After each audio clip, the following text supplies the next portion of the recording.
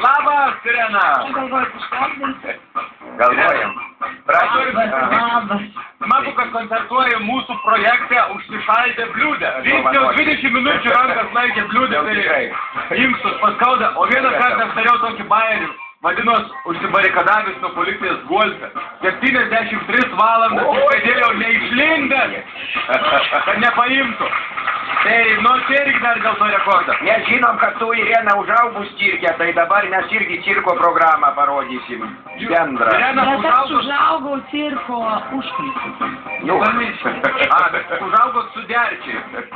Taip, su Arvidu. Su Arvidu, draugeliai ten. Taip. Mes su juo kartu sėdėjom visą laiką už vieno suolo. Kiekvieną miestą, kur atvažiuodavom į mokyklą.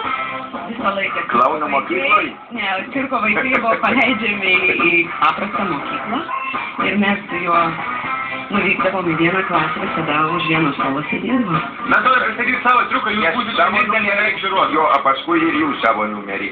Dabar dėmesio vėlgi fokusas, kaip aš paliestu liūtų. Opla! Neliūdė. Nu, paraginam liūtą kaip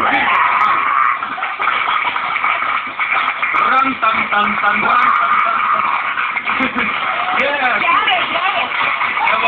Bet po kiekvieno triuko reikia liūtui būtinai kažką duoti. Mėsos duokit. Ką duodam? Prašom duoti. Kas pradėjai?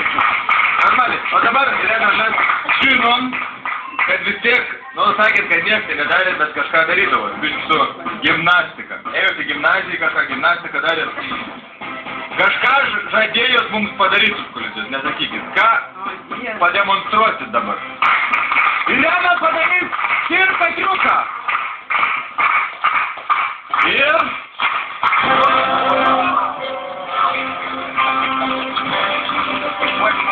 Super! Kokį ryškę. Bravo!